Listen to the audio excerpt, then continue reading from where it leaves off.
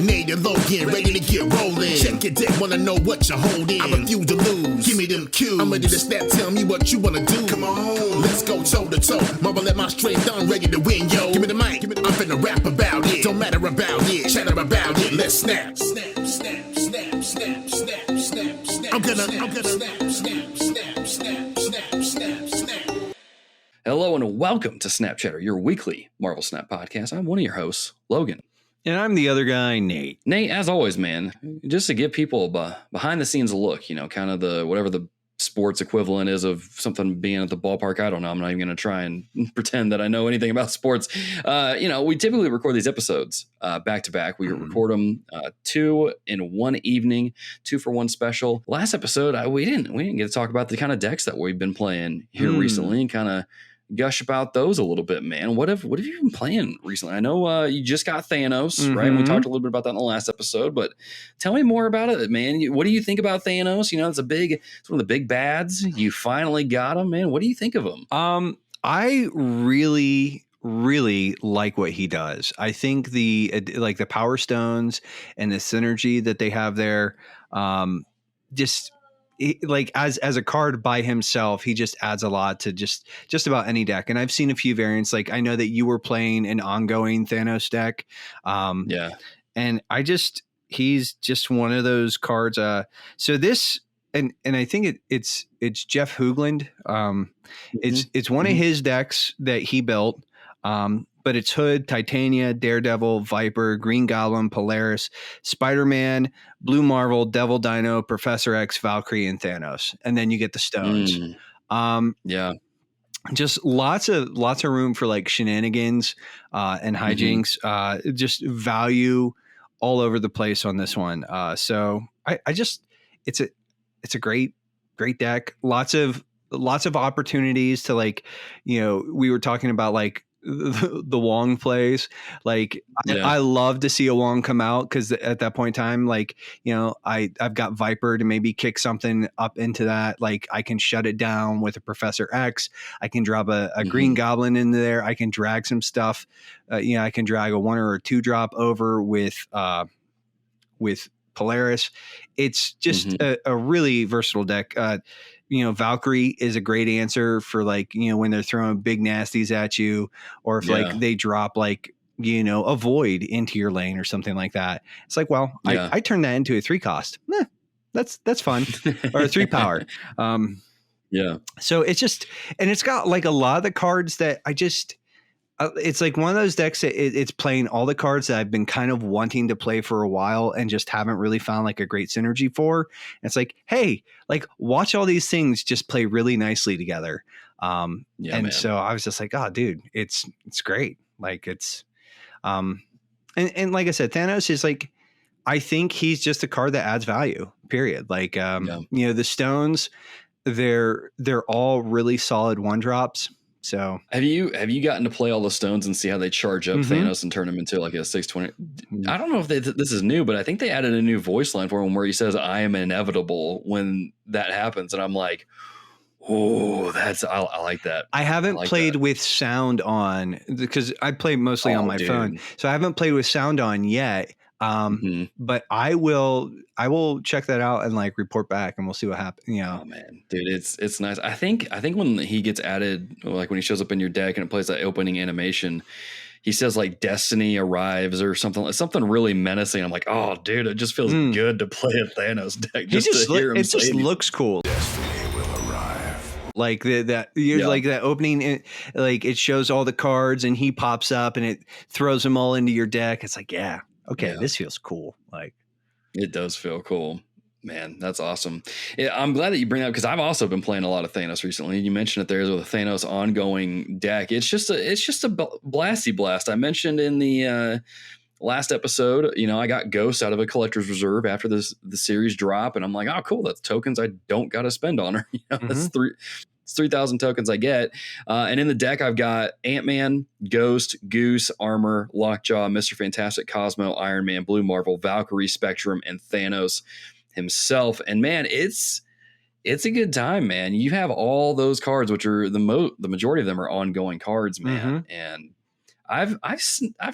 been cheeky with some wins here, getting some 8 cubes from people, just dropping Spectrum on there, and everything just gets an extra 2 power boost, and it's been fun to see, man. It's been fun to see. I rarely play Thanos, but I play everything else, and Ghost is just a good way to avoid Shang-Chi's, snake around those, and keep all my ongoing cards going. Enchantress might hit one, but she won't hit all of them. I'll tell you what, like my favorite with that deck, and we were talking a little bit about it. Some of us were talking a little bit about it in the TRG Discord, but to play the Soulstone and then drop Valkyrie into that lane, and so you bump all of your stuff up to 3s, like, and then you rip all their stuff down to not down to just base like 3s, but then down to 2s, and it's just like oh that's. Sorry. Sorry. I just stepped on your moment, didn't I? Yeah. You lose. But it's just like, I don't know. It's like I said, it's one of those decks. And what I will say is, even when I lose with it, it's just fun. It's just fun to play. Yeah. There's a part of me that like wants to do like the Thanos Lockjaw kind of thing, but honestly, like I like Lockjaw, and he's one of the best boys. Someday I'll get around to playing him again. I think that's the nice thing about Thanos decks. Now that Lockjaw's been nerfed, but balanced, whatever you want to say. It's like you really. And to a degree, I think there's a lot of these decks that we're seeing now with Thanos coming out. You didn't need Lockjaw to begin with in a lot of ways. I mean, you can throw Thanos into a Death Wave deck, and that becomes incredibly potent. You can throw him into a lot of other types of decks, like an ongoing deck. And I mean, I have Lockjaw in my ongoing deck, but I rarely play him, and it's just you don't need him. He's good for some fun plays for sure, but for the most part, you don't even really need him. No. So, just kind of cool. I will say this too. I've been playing a little bit because I don't know what it was. I do know what it was. I got impatient. I've been waiting for this beautiful Cable Ultimate variant to show up in my token shop. And man, prior to the recent patch where it gives you Ultimate variants in their own dedicated spot in the token shop, I just kept seeing the same cards rolling through my token shop. Again and again in the single spot that they had, and it was Stature and Negasonic Teenage Warhead. And I'm like, I have enough tokens here to where I can buy Jeff and another 6,000 token card, Series 5 card, or an Ultimate variant if I want. I keep seeing Negasonic Teenage Warhead in there. Yeah. And I keep reading her card text, and the monkey part of my brain's like, make card go boom. Boom! Explode cards. They blow up nice, and I'm like, I want to blow some cards up. Dang it! This seems like a really fun card to play. So I caved and bought Negasonic Teenage Warhead. Is she worth the 6,000 tokens?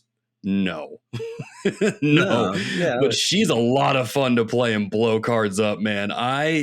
So I picked her up around the time that Onslaught Citadel was like one of the hot locations, and I'm like, I'm going to destroy every single Patriot that I see here, man. And I blew up so many Patriots over the next 24 hours, and people were just like getting mad. And I blew up some other cards. I held down a lane just with Zabu and Negasonic Teenage Warhead by themselves because the person didn't want to play it in that lane.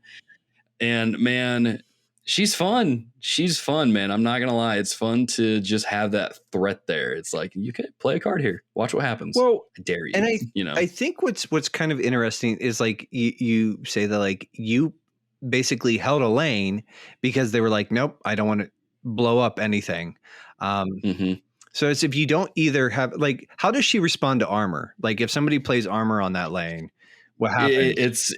It's a total counter. I mean, if let's say you have armor there and I play her into there and they play another card, they're both safe. Negasonic stays there as well as their other card. I actually ran into a situation where someone, it was turn 5 and they played Professor X on a lane, and I played Negasonic Teenage Warhead over there as well. And I had priority. So when she flipped over and then Professor X flipped over, he still stayed there. Mhm. And man, that just, you talked about Professor X in the last episode. Another reason why people need to play more Professor X, man. You literally can't destroy anything in there, even if Negasonic is there and you play Professor X. You're fine. I told you this, and I forgot to mention it last time, but when we were actually talking about Professor X last episode, but I threw him like the same turn that I threw him on a lane. Somebody threw Nimi down on that lane, and then they Galactus, and Nimi just went goodbye. Yeah. And again, I don't know if that was a glitch or whatever, but like he locked Nimrod into that lane, and that was it. Like, and I was I think let me pull up Professor X's card real quick and read his actual text, because I think it literally says in there that, yeah, right here, ongoing, lock down this location, in parentheses, cards can't be added, removed, etc. So yeah, it's not a glitch, man. That's actually his card effect. Anything in there, if it gets Galactus, if it's Nimrod, he's not coming over. Dude, we gotta try that with Wolverine and see what happens. If that just removes him from the game entirely, I would think he would come back though, because it says nothing can destroy him. Ooh. Well, you know what? Maybe we'll set up a friendly match and we'll just sort of like play the condition until like see what happens. Yeah, no, but like, yeah, Professor X he's silly, and I'm just glad to be able to play him again. I'm just like, I just love playing the card. Yeah. He's a great card, man.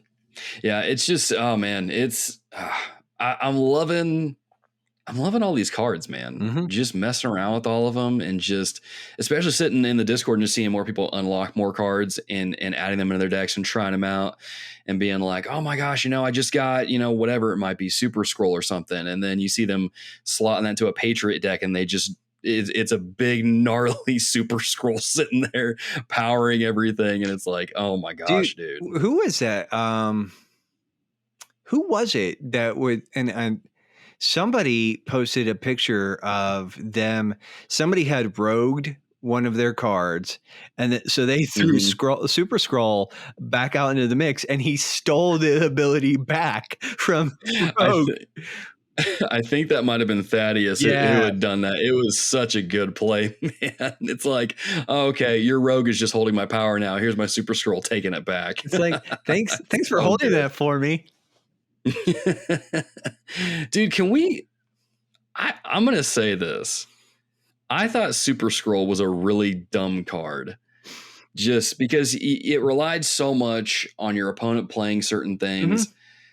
But man, when you get to play Super Scroll and copy your opponent's Devil Dinosaur, Darkhawk, Blue Marvel, just any of those things, it is insane, dude. Steal their Wong, like copy their Cosmo. Yeah. I mean, oh man, dude, he's a gnarly card. He's one I had a lot of fun with during that Onslaught Citadel hot location too, because I mentioned the Devil Dinosaur and Darkhawk thing. I copied someone's Devil Dinosaur and Darkhawk in that lane and just won it by himself because it was just so big. Yeah, he's one of those cards that he definitely needs.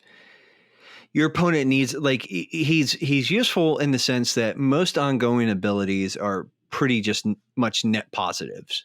Like they just they add to whatever, and so he just kind of steals all of that stuff. So it's like, if somebody's like plays Luke Cage, Super Scroll's like, hey, none of my cards will get debuffed either. So like all of that stuff. I think though the thing is he is very highly situational, and when you're playing like a lot more on reveal than you are ongoing, Super Scroll is just not going to be, he's just not as viable. Yeah. And if you're playing like against like a Shuri deck or a Sauron style deck with like Typhoid Mary and all that stuff, at that point in time, you don't want Super Scroll out. Because all he's going to do is hurt you. Yeah, absolutely. But man, it's when you get him though, and you can play him really well. Whoa. He can go from 0 to 100 like at the drop of a hat. He's like, completely unassuming to absolute monster. Yeah. Like, it's so cool. It's so cool. I can't wait until we kind of get further along, as we get more cards out of the game and people are getting a hold of them. We just kind of see how that card changes over the next few seasons, man. It's going to be good. It's going to be good. And one of those things, in order to get those new cards, is you got to get the tokens, right? Mm-hmm. And with this episode here, typically how we do with our second episode that we record in the evenings is this is more because we don't know the future. We don't know how Marvel Snap is going to change when we record this episode. So we just kind of kick back a little bit, hang out a little bit, and talk about just another topic relating to Marvel Snap. Nate and I both have brought a topic to this episode, and I want to talk about tokens in this game, but also primarily the pricing of everything in this game. This is something we have brought up time and again on episodes. The game obviously is a bully to me, constantly taking my money. Dude, shakes you down. It shakes me down. I mentioned in the last episode, someone shared the Venomized Thor and Lady Sif bundle, and I'm like, oh gosh, dang it, I can't keep spending money in this game. I love Venom. I love the Venomized variants, but I can't keep spending money in this game. I've got other stuff I want to spend money on, ranging from tacos to new games that are coming out. Star Wars, Jedi. Dude, and this year, for other games, this year is like, dude, the Final Fantasy Pixel remasters are out on consoles. Yep. I mean, I just picked those up. Yeah. No, dude. Yeah, I feel you, man. I feel you. I can't do it. Yeah. And it's just, I think this kind of goes back into, well, let's just start off with that. When you play Marvel Snap, and this kind of goes back to what we talked about in either the first or second episode of our podcast, with how, we were like, overall, this is not as predatory as what it could be. We've played mobile games before that have had way worse monetization methods, and just the way that they, kind of bleed money out of you here and there. And it's not as bad as what it could be, but it's not exactly the best either. And a large part of that is because just at its core, the structure, everything is so gosh darn expensive. Getting gold is expensive. Getting credits is expensive with the gold.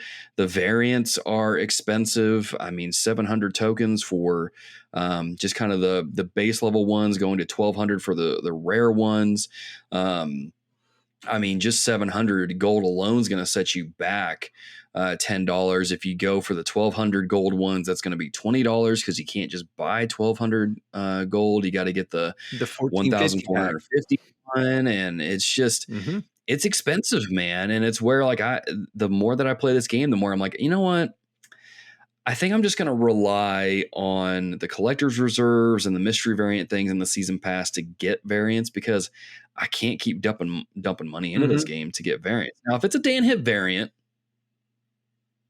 I might throw down the money for it. I love Dan Hip variants. I don't know what it is about them. They just speak to me. I love them. I actually just picked up a Bass Dan Hip variant the other day because I'm like, oof. I love it. That Moon Girl Devil Dino bundle was like, I just eyeballed that and eyeballed that and eyeballed that. Yep. And I think like, dude, as far as just like the actual, like, so the premier currency or whatever, the premium currency gold, like, honestly, I think the biggest thing is just cut all of those prices in half, like in half, like, or just, double the value of gold in game. Yeah. And all of a sudden it becomes like way, way more reasonable. Like an average variant to me, like, so the 700 value, the 700 gold value variants feel like $5. And at most, at most. And then you're hitting the people, the 1200s, is like, puts you at a little under $10. And it's like, and like, frankly, that to me, like, that's an easy fix. It's like I said, double the value of the gold, the in-game, premium currency, or just cut the pricing in half. The bundles get a little bit more problematic. We talked about like the Throg bundle and everything else, man. But it's just like, dude, like $100 for like, basically 2 pieces of digital, like, art and maybe some credits and maybe some tokens, but it's like, I'm just like, no, like even as like I'm not gonna lie, like, dude, I side eye that Throg bundle like all the time. I'm just like, it's so cool. Like, and like I really want to make like a critter deck using Throg, but I'm not paying, you know, the 7,000 gold or whatever it is. And it's just like, and it's like, even when you and I were talking about when you bought it, I was like, dude, it was, if it was 3,500, I'd be like, maybe like, yeah, you make it work. Yeah. Or find a way. Maybe think about it more deeply. Yeah. I'd probably find a way. Yeah, exactly. Yeah. It's definitely one of those things where it's like, and I don't know if we ever got into the comparison of it, but when you compare the Throg bundle with like the Apocalypse bundle that you had in late November, December, something like that, that was $100. You actually come out ahead a little bit in the Throg bundle. You get a little bit more stuff. Of course, you get the credits as well. But even then, it's like it's still hard to justify because, like what you just said, you know, we're going into a season. 2023 as a whole has just been nuts for video games. Between Dead Space remake, Resident Evil, Final Fantasy Pixel remasters, we got Final Fantasy 16 coming out later in the year. We've got Star Wars. We've got all these games coming out. I mean, $100 will buy you a brand new game and have enough left over to maybe put towards the next game, or you know, get yourself some tacos or whatever, so you can, you know, eat some good food while you're enjoying your awesome new game. You know, it's just crazy at how. Don't be a heathen though, and like eat your food and handle your controller at the same time. Oh, come on. Don't be. It's okay. No. Just wipe your hands off on your pants like we all do, and you're fine. Sir. No, sir. Come on. Wash your grubby mitts. Oh man. But don't listen to him. Don't listen to him. No, I mean, you're not wrong though. And it's like, I think even like sort of like with the season pass, so they're hitting you once a month for a season pass. And it's like, so one of the other big games that I play is Destiny 2 right now. And the season pass is like $20. All right. But it's like 2.5, 3 months long. And it's like, how much is it? Levels too. Yeah. And how much is the season pass for Marvel Snap? $10, right? The base level, $10. And then you unless you get the premium like $15 one that gives you an extra like 10 or 15 levels or something like that. That's, I mean, hey, if you want to spend that money, that's fine. But I'm saying you guys are hitting me for at least, because I'm going to buy the season pass, but you're hitting me for at least $10 a month.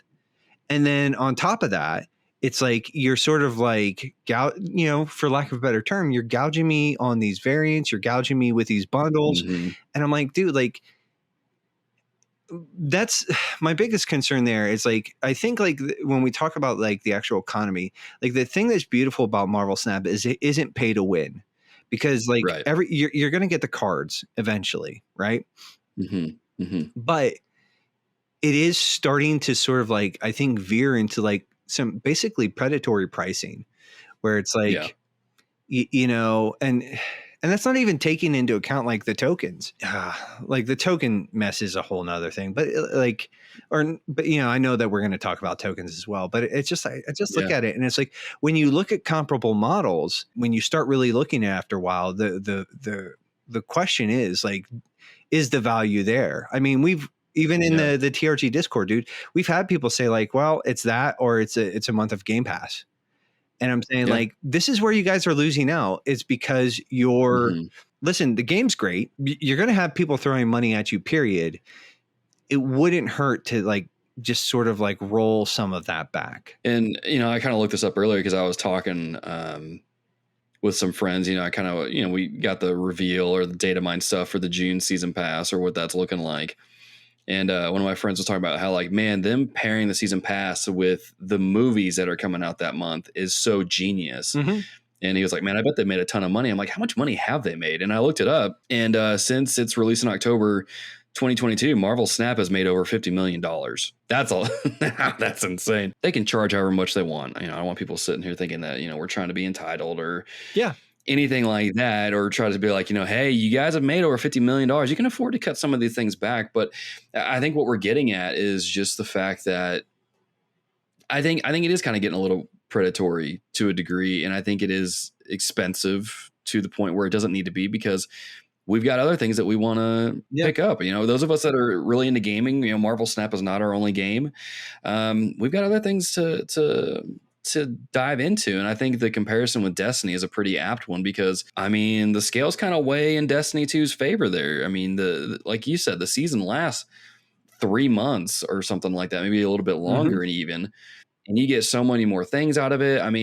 Especially when you examine the season pass for Marvel Snap, once you hit level 50, everything beyond that is kind of garbage at that point. You might get a really good draw out of one of the season caches in there past 50, but for the most part, you're getting a bunch of boosters unless the RNG really, really likes you and you're getting like credits and stuff. But I don't know, man. And I think when you compound it onto the tokens there, that gets even more... I think it lends more credibility to the predatory side of things with it, but I feel like I cut you off there. So what were you just what did you real quick, like we were talking about like the gold and premium currency, and you said they made $50 million. There's a part of me that wants to ask the question, if you guys just cut everything, like the bundle pricing, the variants, all of that, just cut it in half, or again, double the value of that currency, I honestly think that they'd probably sell more.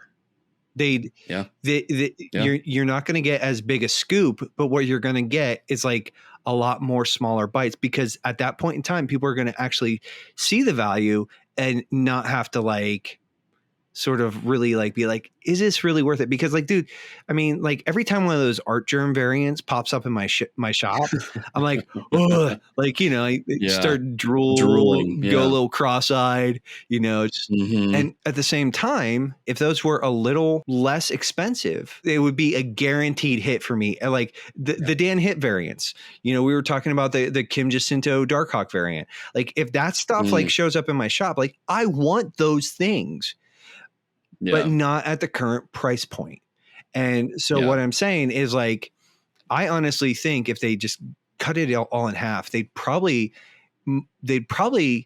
make more money because it doesn't feel as bad to dip into that stuff. It's a lot more accessible to do that too, and this kind of goes into, and I've seen this argument thrown around online here and there, and we'll get to it here in just a second, but talking about the tokens specifically, when they announced the token shop and you're going to be getting tokens and you can use those to get cards and add them to your deck and get those a little bit quicker, we were all like, oh my gosh, that's amazing. That's how a lot of us, myself included, completed Series 3 a lot quicker than what we would have if we would have kept relying on the collector's reserves to get those. And now it's to the point where I'm Series 3 complete.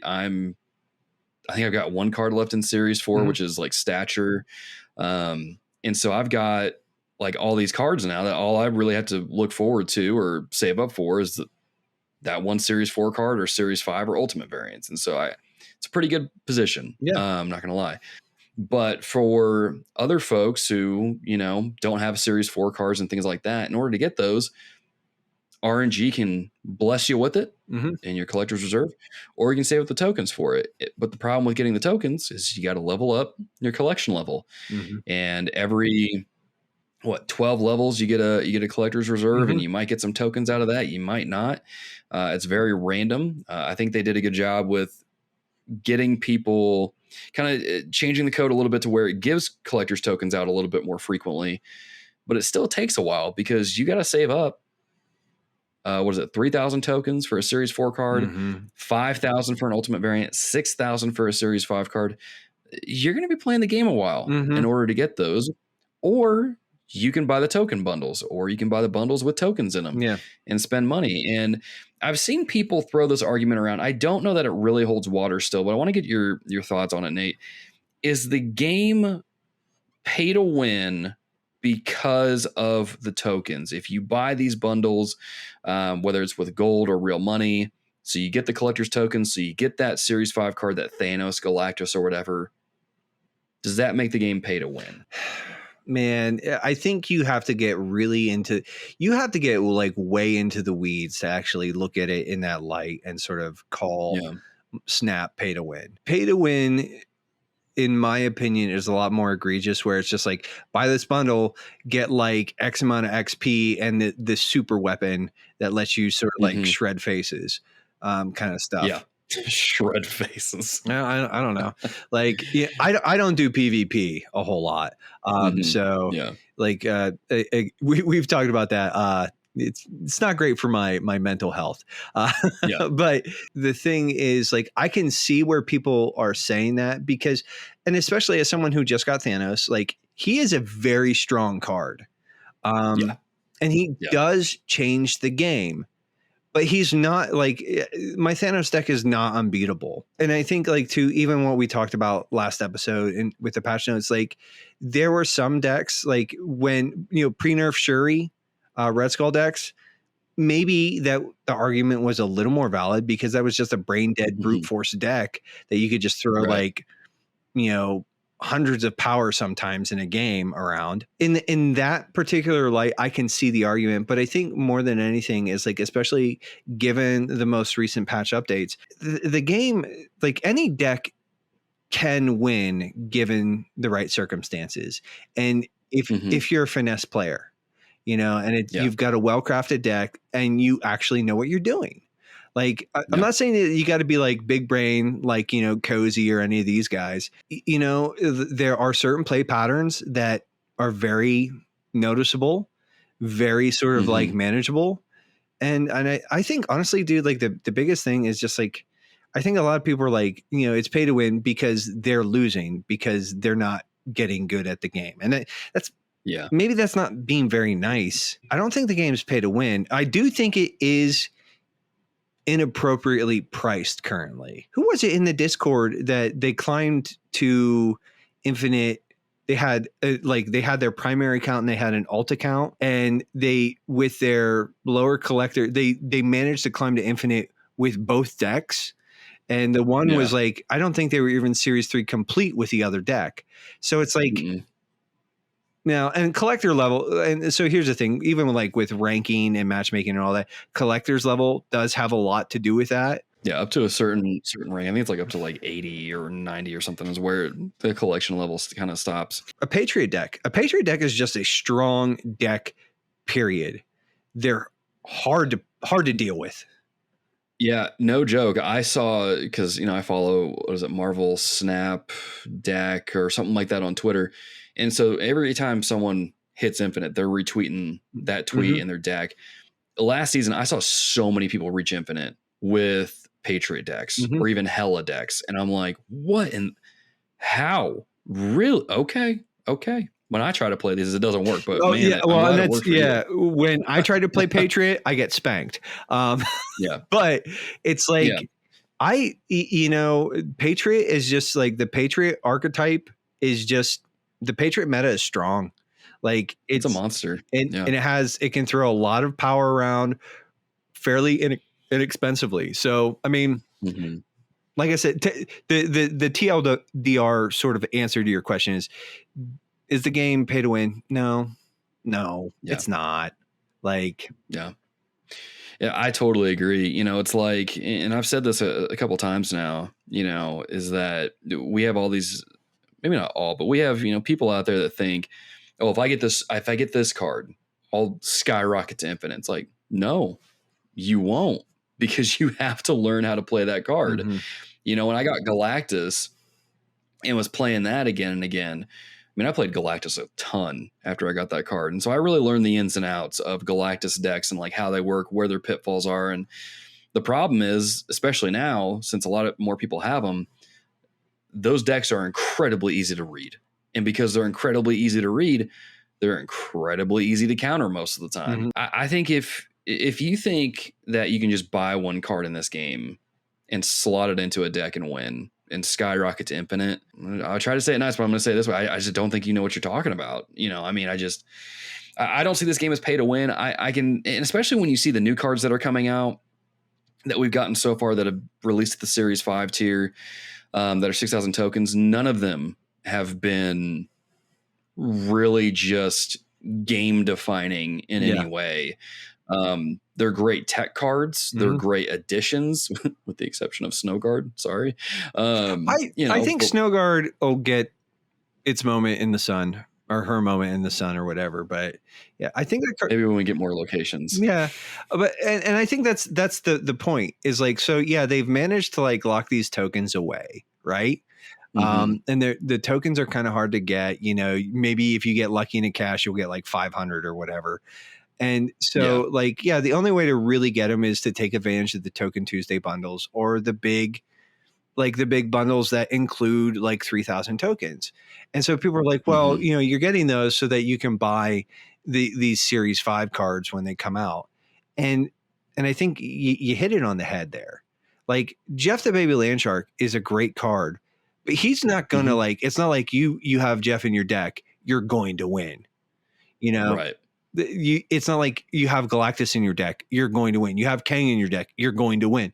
It's like you have Thanos in your deck, you're going to, no, you're not. Like, no, like, and I think like even, you know, pre-patch, like the most dominant deck, like Shuri was probably the most game-breaking card for a long time. Yeah. But she's going to be Series 3. She got patched and everything else. It's like, I mean, outside of like Shuri, outside of like original Zabu and Surfer, like, and even there, these cards got patched, they got nerfed, they got sort of balanced and tweaked. And it's like the pay to win sort of like argument. I'm just like, I agree with you. Like people who are making that, I'm like, well, maybe you're just not good. Like, you know, maybe you ought to just, because like, here's the thing. A lot of people, I play chess and I'm not like a master chess player. Like, you know, I'm in like, I float between on chess.com. I float between like 900 and 1200. Like I kind of like, I have good months and bad months. But I play a lot of chess and a lot of that is just pattern recognition. And in a lot of ways, Snap is just a much more, there's a lot more patterns to pick up and recognize, but like, you know, and especially with people net decking and stuff like that, you know, and again, it's just like, I think the problem is that, you know, with that particular argument, and again, it's like I don't want to be unkind. I'm not trying to be mean. But I'm just saying like, dude, like it's not the card that wins the game. Some cards make a win easier. But even there, it's like, you know, the token stuff is, I mean, there are problems with the tokens, but like, I don't think like, I think the whole argument that they make the game sort of pay to win is a little, I just disagree with that assertion. To kind of round this out here so we can kind of get on to our next thing. The only other thing I really wanted to talk about here was just kind of say, you know, I really wish the new cards, I think the way that they have the thing structured makes it a little clunky as the series type of thing. You have Series 5, Series 4, Series 3, Series 2, Series 1. It makes it a little clunky. You know, you have cards that are dropping down.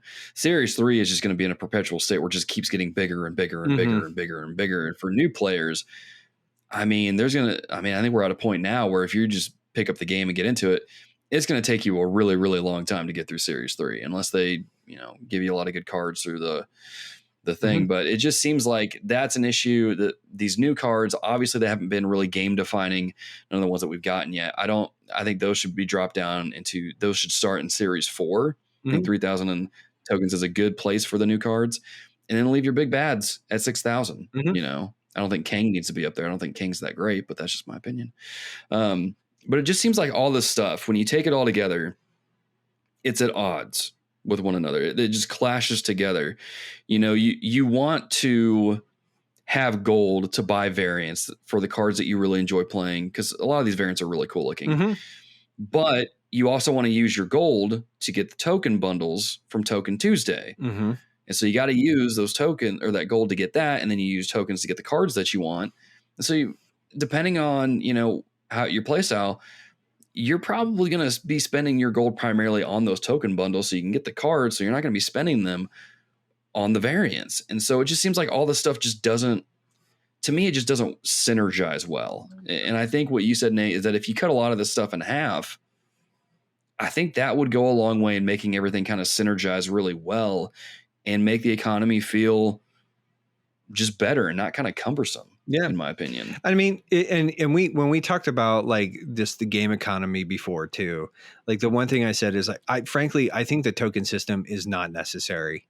I think honestly, what you ought to do is just make any of the series stuff like cost credits so that you can like, and like make it like an obscene number. Like like make it 100,000 credits for a series 5 card, or, just something like stupid. But that way it really does, like, you're always making progress towards like rounding out your collection. Like, and that way you're completely avoiding, and again, you can use gold to buy credits, et cetera, et cetera. But I'm just like, to me, I'm just like, yeah, the whole game has a problem with just being too expensive right now. Absolutely. So, yeah. Well, man, let's get into your topic. But before we do, listeners, let us know your thoughts. Again, when we talk about these topics, we want to hear from you. Comment down in the comments on YouTube. And then if you're listening, on the audio feed, Spotify, all that stuff, there's always a poll that goes up with the episode on Spotify. So be sure to leave a response on there as well. If you're in the Discord, let us know as well. But Nate, man, let's get into your topic, man. This is one, again, like the tokens before it, we brought it up a couple times here, but there's something with you specifically. I don't know what it is. I don't know who you made angry. I have never seen RNG mess with you in a game as much as Marvel Snap messes with you, man. You talk about the Mario Kartification of games. How did you make Marvel Snap mad at you, man? Let's get into your topic. I think what I did is I called them on their shenanigans, and because their game is really just powered by Chat GPT. It's like the artificial intelligence is after me. What I need is a bunch of tinfoil on my head right now.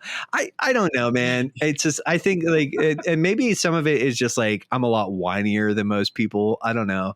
But I like, and to be fair, like it's really easy to notice it when it's just wildly skewed against me. Right. But I do think there is a bit of a problem. And it's like, I know I'm not the only guy who's ever said this, but like, especially with the impact that like, so it's primarily like when I'm talking about Mario Kartification, it's like, it's primarily locations. Like, it's these and that's the thing that kind of makes the game, right? And I did hear something that I thought was pretty interesting. I think it was like Cozy and Alex were talking about it. And, but apparently Glenn Jones sort of brought up, and Glenn Jones comes from Magic the Gathering. But there's a phenomena in Magic called mana screw. And it's like, because it's more about a resource. So you're constantly drawing cards, and there's this resource like land cards that generate your mana, or it's the resource you use to play your different creature cards, your enchantments, all of your different spells. Right. And occasionally, a lot of times what will happen is you'll get too much or too little. And he equated the tiles to basically sort of hitting that same sort of like vibe, where it's like sometimes you're just going to get bad tile layouts, and sometimes because the thing is, you get rid of the resource problems, the mana screw, by having the power every turn. So it's like you're always going to have power. You're always going to have a resource to play your cards. So it's what they do is they use the tiles. And I'm like, okay, I like that. But when the tile layout is actually what loses me the game, because you haven't given me a viable sort of like route to play through in any way, shape, or form, because my deck's just not built to accommodate anything that you've put on the board, that's kind of unacceptable. And that's not a fun game. Like, that's not a fun hand to play. It's like, and so there's that, obviously like the layout. And so, and I think that one's fairly easy to sort of mitigate, is that never have more than one lane restriction tile in play. Like, Yeah. so if you have Sanctum, you don't have to worry about Morag. You don't have to worry about Castle Plunder. You don't have to worry about whatever. Or if you have any of those others, you don't have to worry about if you have Death's Domain or whatever. So that basically the other two lanes give you the opportunity to play around that or into that potentially. Right. Yeah. So that's the one thing. And I mean, as far as like the debuffs and stuff like that, like, and I think that's the easiest fix is just like the lane restriction stuff, where it's like, if you just sort of make it so that there can never be more than one lane restriction tile in play at any point, that goes a long way to actually making those, because like, I don't mind fighting over 2 tiles, but it's when you're fighting over one. And especially like, you know, like it was especially egregious the one time I was playing. I have a Hit Monkey deck. It's, you know, it's basically Rocks and Hawks and Hit Monkey. And I need lots of room for that.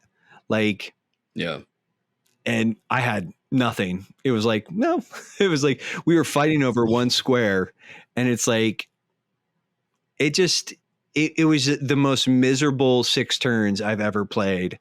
And I don't think that was very, I mean, maybe my opponent loved it. I mean, maybe they hate themselves or something like that. But I just kind of look at it as like I said, that to me is the biggest offender. Like, you know, playing through the negative zone or other stuff is like, whatever. Like, you can sort of deal with that. Like, you know, especially I've got the Reality Stone now, you know, we've got, you brought up Rhino. There's lots of cards that actually let you destroy or change a tile, you know, Storm, Scarlet Witch, Rhino, Limbo or Magic. Like there's fistfuls of them. And like, you can usually slot 1 or 2 of those into a deck. It's, like I said, I think it's particularly egregious when there's 2, or even, like, I've played it where it's like, it's 3. Like, if it's like Vormir is like, once you sacrifice a card to it, it opens up. But still, even there, it's like, you should never have to deal with, like I said, more than one of those tiles, in my opinion. Right. Because it's always bad, especially when you, let's say you have turn 2 Vormir, right? But your first location is the mirror dimension that changes on turn 4. And then, you know, you just finish that up.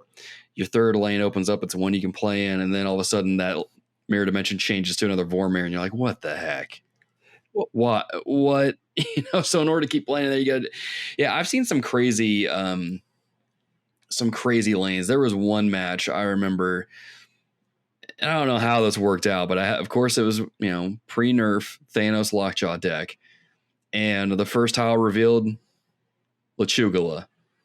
You play a card there, you get 3 cards in your deck. It's like, okay, I'm not playing there. Second tile revealed Subterranea. 5 rocks are already in your hand anyway. It's like, oh my gosh, are you kidding me? Why? Rocks everywhere, baby. Just rocks everywhere, man. It's like, if I was a Patriot deck, I'd be in hog heaven right now. But I wasn't. And so, I agree, man. I think, and we've even seen this too with the addition of Krakoa. I still remember when that location got added to the game, and just what the Marvel Snap Discord was like for the next couple days, really. It was just constant people saying like, I hate this and ego, this and, like, you know, all these things that just rip control away from you.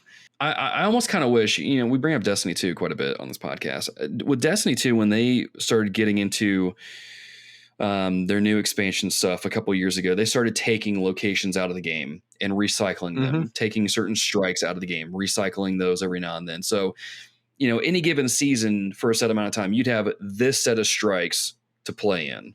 And then the next month would come in, or whenever they would rotate in. And then you have, okay, this next set. So you'd always have a kind of revolving door set of strikes to play through, locations, those sorts of things. I almost wish, and maybe this is where Marvel Snap will eventually get, is they say, okay, this season, here's the location layout for this season. These are the locations you're going to see. You're not going to see any other ones. okay, this is what you're going to see. We're going to add our new ones in, of course, and then you'll get that. Mm-hmm. Do you think that would kind of help mitigate stuff? Just seeing like, okay, you only have this pool of locations that you're going to get this season, and then next season you're going to get a new pool of locations that you'll only play in as we add in the new ones. I think that might help because I mean, like, so I think like one of the big things is like Ego. They've basically, I remember reading a Twitter thread where it's like Ego very, very rarely. I mean, like, dude, I've played probably hundreds of games and I can count the number of times I've seen Ego probably on one hand. Maybe I've seen them maybe 5 times, if that. Yeah. It's like, it's at least at the very least, it's single digits. Right. Yeah. So I think depending on like sort of like seeing how big the location pool gets and sort of seeing how it shakes up. I mean, frankly, I think some of these locations just need a tweak. Like, I mean, and we talked about it, you know, the episode where we're talking about like garbage locations like Lechugla, you know, and like, dude, like 5 rocks into your deck, get bent. Like that number, painful, man. That number just needs to change. Like, just make it 2 or 3. Make it 2, like 3. I think 3 is still like disruptive enough that, and it's still like, I don't know, especially like yeah, a 5 is ridiculous. Or actually just tie it to the turn. So if it's turn 1, throw 5 in. Turn 2, if it pops up in tile 2, you get 4. If it pops up in tile 3, you get 3. That way, so it's descending based on the turn. Oh, I like that. I can get with that. I can get with that. Like I said, I think like the tiles, like the tiles add the biggest sort of variety in gameplay, period. And so that's like the biggest offender. I think another thing though, too, is just like the RNG is just weird. And like the matchmaking is weird. You know, we've talked about mirror matches and stuff like that. And just like some of the, like the locations that spawn stuff, like especially like Charles, like the Xavier Institute or whatever that just spits out a card. Oh yeah, dude, some of that stuff, I'm just like, there needs to be something that feels comparable in that. So it's like, if you like give me like Arnim Zola and you give my opponent like the Incredible Hulk, like that doesn't feel good unless I have like something that Zola can.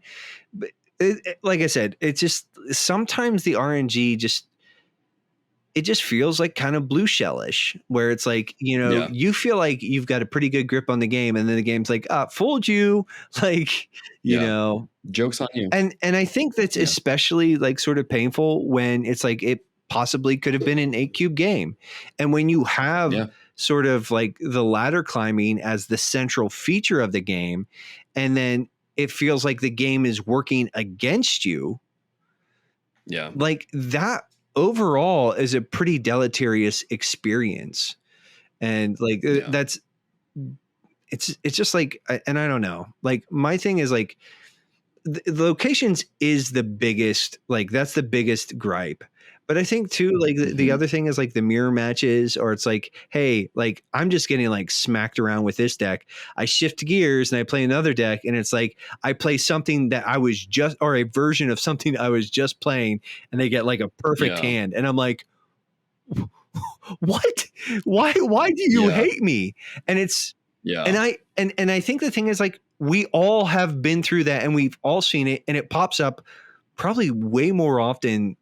And maybe it just feels like it pops up way more often. Yeah. But that's the kind of stuff where I'm like, if you can mitigate some of that, like I know that there's like matchmaking is kind of random, but like there's almost like, I wish like there was something that was like, hey, this guy was just playing a Shurian Skull deck and he kind of bounced off that. Let's not pair him against a Shurian Skull deck for a couple hands, you know, or something. And just stuff like that would just, I think overall would sort of go towards like improving the health of the game. Yeah. No, I agree. We talked about this, especially that month that I was going for infinite, right? I would be bouncing around in the 90s for the longest time, and I'd be like, okay, my Sandman deck isn't working anymore. Let me switch to Galactus. Guess what? Guess what you're going up against then? Bunch of junk decks. It's like how I know Glenn Jones has said that the algorithm or whatever it is they use for the matchmaking can't see your deck, but there's sometimes where, man, it feels like it does. So I don't know what they can really do to mitigate that, because I'm not smart enough for that, but it definitely seems like there's this divide within the Marvel Snap community where there's people like what we're doing now, raising kind of concerns about it. Like, we've played this and we've seen it, and man, it doesn't feel good. And then you have other people who are just like, oh, well, you're crazy. That's a conspiracy theory, whatever. But, it's like, well, there's got to be like a middle ground that we can get to and just kind of look at this and be like, okay, what is going on here? This has been your experience. My experience hasn't been like that at all. What can we learn about it? And what can be done to fix it? I think, honestly, the best way to fix that X-Mansion thing is just set a power limit, or not a power limit, but a cost limit on the cards that it plays. It doesn't go past 4 cost cards, And so, because I've had it do me dirty a couple times where it drops Sentry out of nowhere, and then boom, there's a Void just sitting there on the right side tanking my points over there. It's like, yeah, dude, you just cost me the game. Yeah. So yeah, I don't know, man. But but I think like there's something in there that, and again, it's when you get like that, like I said, you get like the blue shell experience. And like the worst part is like when you're like looking at your hand, you're like, this is a very snap. Like, yeah, I can take this game. And then the game is like, oh, could you? Well, that sucks for you. I did have a thought, because we were talking about like when you were up in the 90s, and even when I was sort of like climbing towards the 90s and I was up in the 80s, and I finished at like 87, 88 last season or something like that. I don't know. Anyway, I finished somewhere in the 80s. I can't remember where, but it's like you're constantly sort of floating up and down, and you are seeing like the same half dozen decks. Like you saw a ton of Shuri decks, a ton of Thanos Lockjaw decks. Like they were all over the place. And so, and the Sandman, some of the Sandman decks were pretty strong too, against that meta. So like, yeah, it probably is just an issue where it's like, well, you're sort of playing in a space where it's like, it's all the strongest decks. So you're going to kind of get yanked around there. And so it could just be like, hopefully with this patch that we just got, it'll sort of fix some of that. It'll diversify the meta. It'll be nice not playing against infinite players, Yeah. That'll be well, nice. And I think that's the other thing is like when you're in a rank, you should really like, and what was it? Like once you get past 70, you start 70, you would start getting paired against infinite players more regularly than what you would prior. I just frankly, I just think like it should be, if you're in the 70s, you're playing other people who are in the 70s. Or if you play somebody like, and I don't know, maybe even some of that is like, if you're playing somebody who's 80, give me more cubes. Like you played somebody who's 100%. Significantly higher rank than you.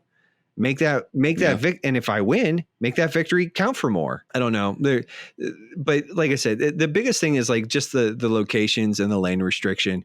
I think that's the most like, that's the most obvious, like sort of like when you get like that tile where it's like, oh, this is just obnoxious. And that's why, because of, running into those situations, that's why a lot of the decks I run in now have Scarlet Witch, Rhino. If I'm running Thanos, of course I got the Reality Stone. I've got stuff to, mess around with the lanes or put stuff in other lanes that we can't reach, just because like I'm just tired of dealing with some of these crazy random Mario Kart style lanes. It's like, and sometimes like you throw a card in a deck just because it's like Nightcrawler gets a lot of play because you can move him.